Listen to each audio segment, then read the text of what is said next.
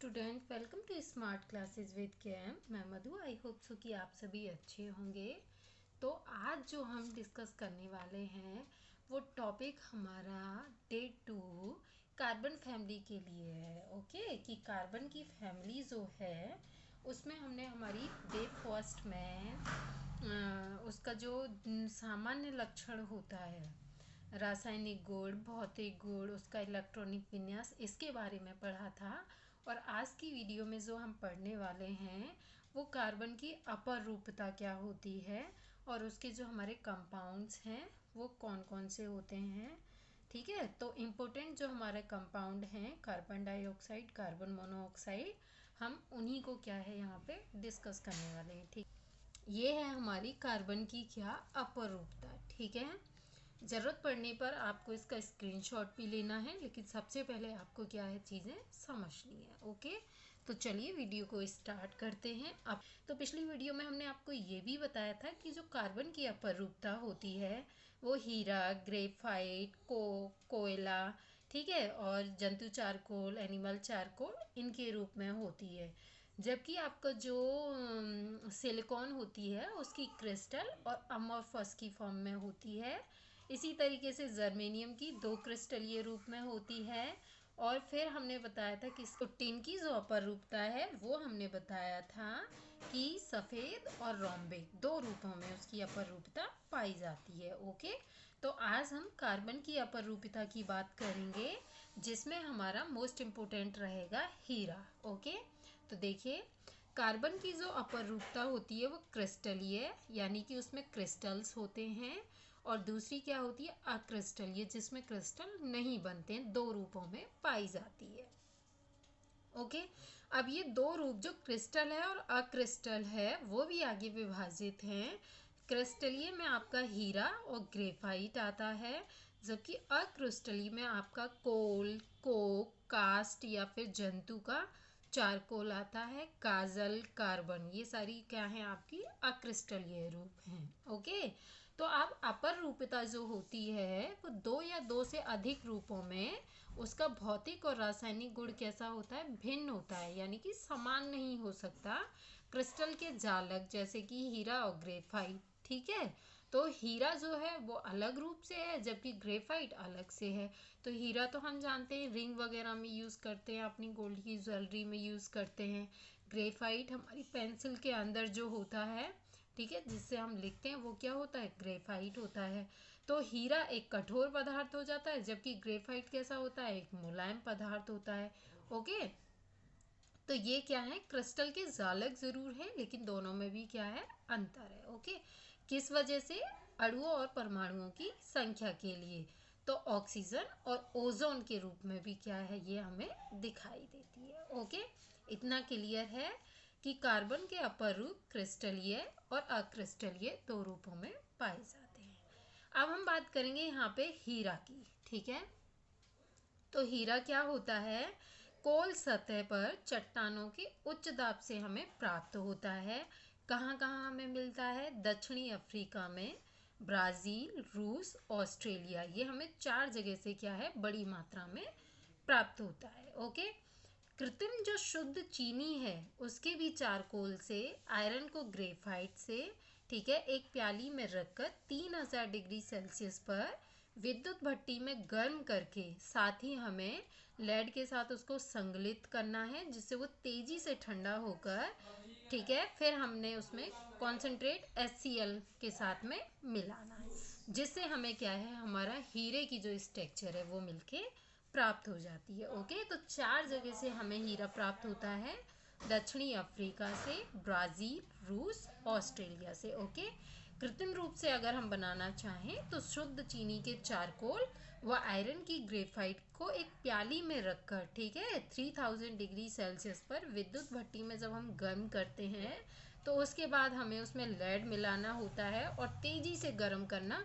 और फिर उसे ठंडा कर देना, और ठंडा होने के बाद हमने उसमें क्या करना है, कॉन्सेंट्रेट HCl मिलाना, और हमारा हीरा क्या है, कृत्रिम रूप से बन के प्राप्त हो जाता है। ओके, अब जो हीरे का उपयोग है वो कहाँ कहाँ होता है, एक तो रंगीन हीरों में प्रकाश का जो परावर्तन और अपवर्तन होता है, ठीक है, हीरे के अंदर क्या होती है, अपनी ही एक चमक होती है जो हमें अलग अलग रंगों में अलग अलग तरीके से दिखाई देती है। तो उसका जो कारण है वो क्या है, प्रकाश का परावर्तन और अपवर्तन। ठीक है। दूसरा क्या है, हीरे की जो कनी होती है वो एक पतली तार खींचने के भी काम आती है। साथ ही काले हीरे को कांच के काटने, जो हमारा कठोर कांच होता है, ठीक है, उसे काटने के लिए भी, चट्टानों को भेदने के लिए भी, और रंगीन हीरों पर पॉलिश करने के लिए भी इसका यूज़ किया जाता है। आपने देखा होगा घरों में जो टाइल मतलब जो मार्बल लगता है, उस मार्बल को कटिंग करने के लिए, ठीक है,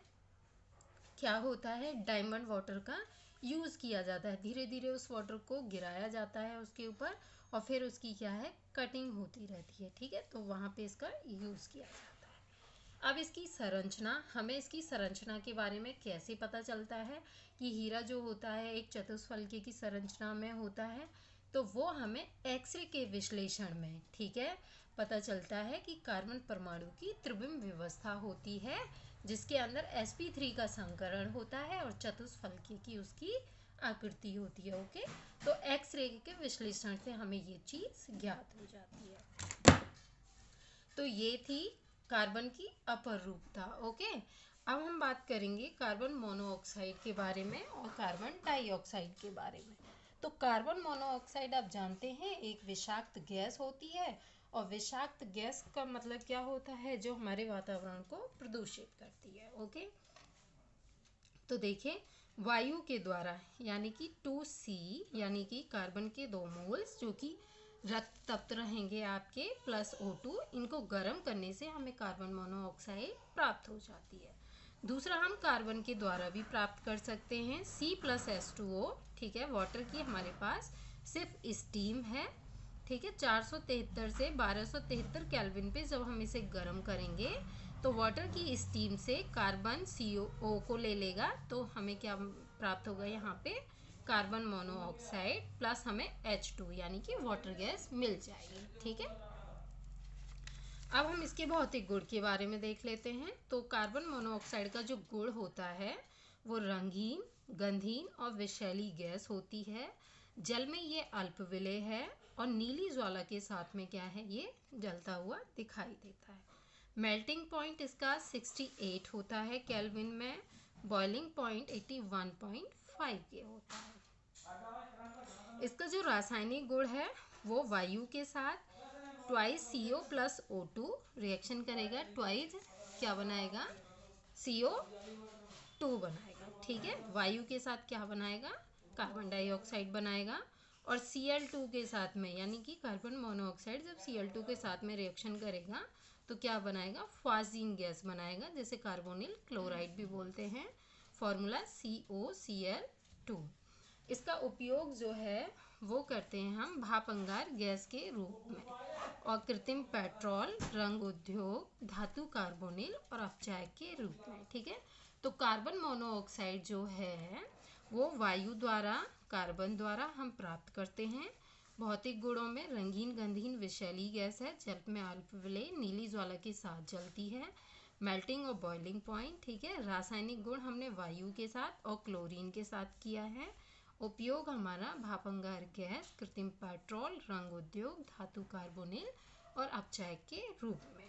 ठीक है, अब यहाँ पे एक और कार्बन डाइऑक्साइड, ठीक है, कार्बन द्वारा C+O2 की रिएक्शन करके CO2 प्राप्त होगी। ठीक है, जो कि क्या है, हम कार्बन को जब वायु में जलाएंगे तो ही हमें क्या है, कार्बन डाइऑक्साइड गैस प्राप्त होगी। दूसरा हम सुक्रोज द्वारा भी प्राप्त कर सकते हैं C12H22O11, जो कि हमारा क्या है, चीनी का फॉर्मूला है, प्लस H2O। वाटर को जब चीनी के अंदर मिलाएंगे, ठीक है, तो यीस्ट के द्वारा किण्वन करके हमें क्या है, ग्लूकोज और फ्रक्टोज प्राप्त होती है, या फिर हम बोलेंगे यहाँ पे ये, ठीक है, ग्लूकोज और फ्रक्टोज प्राप्त हो गई। इनमें से किसी भी एक मोल्स को अगर हम जाइमेज एंजाइम की उपस्थिति में रिएक्शन कराएंगे तो हमें क्या प्राप्त हो जाएगा, एथिल अल्कोहल। ठीक है, और प्लस में हमारा ट्वाइस CO2 बच जाता है। तो कार्बन डाइऑक्साइड को कार्बन के द्वारा, सुक्रोज के द्वारा, ठीक है, थर्ड आप क्षारीय मृदा धातु कोई भी कार्बोनेट लेकर भी प्राप्त कर सकते हैं, जैसे MgCO3 मैग्नीशियम कार्बोनेट को गर्म करने पर MgCO3 से O MgO मैग्नीशियम ऑक्साइड मिलेगा, प्लस हमारा क्या है CO2 बचा। इसका जो भौतिक गुण है वो क्या है, ये भी एक रंगहीन गैस है, ठीक है, गंधहीन भी है, वायु से थोड़ी सी भारी है, sp2 का इसमें संकरण होता है, जल में विलय है, और जो जलीय विलयन है वो क्या है, सोडा वाटर कहलाता है, क्योंकि सोडा वाटर को तो कॉमनली हम अपना जो लेमन वाटर बनाते हैं उसमें भी यूज़ करते हैं, और भी बहुत सारी चीज़ों में उसका यूज़ होता है, ठीक है। 50 ATM पर 273 केल्विन पर द्रवित करके हम इसको प्रशीतक जो हमारा ठोस होता है उसमें हम ड्राई आइस के रूप में भी इसका यूज़ करते हैं, ठीक है, जो कि इम्पोर्टेंट है। यहाँ पे कई बार पूछ लिया जाता है कि ड्राई आइस क्या होती है, तो वो क्या होती है, ठोस CO2 हमारी ड्राई आइस का रूप होती है।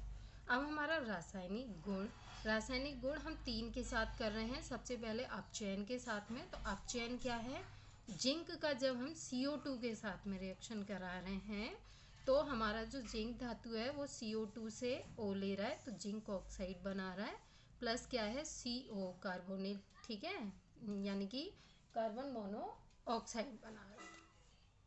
दूसरा कार्बन CO2 प्लस C को गर्म करने पर ट्वाइस CO प्राप्त हो रही है।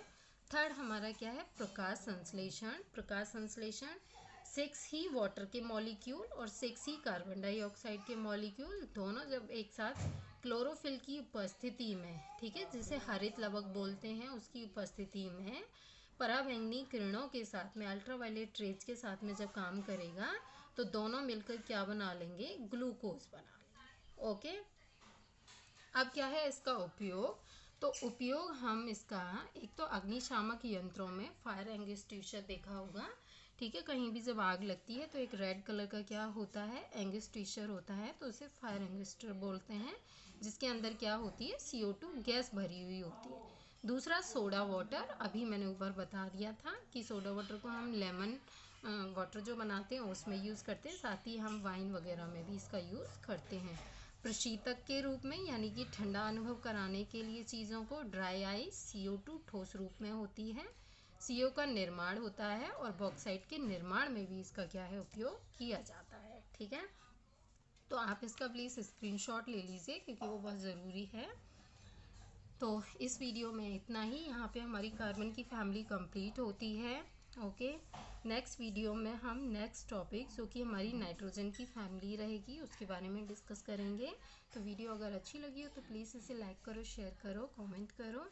चैनल पर पहली बार विजिट कर रहे हो तो प्लीज़ इसे सब्सक्राइब भी कर लो ताकि आगे आने वाली वीडियो आप सभी तक पहुँचती रहें।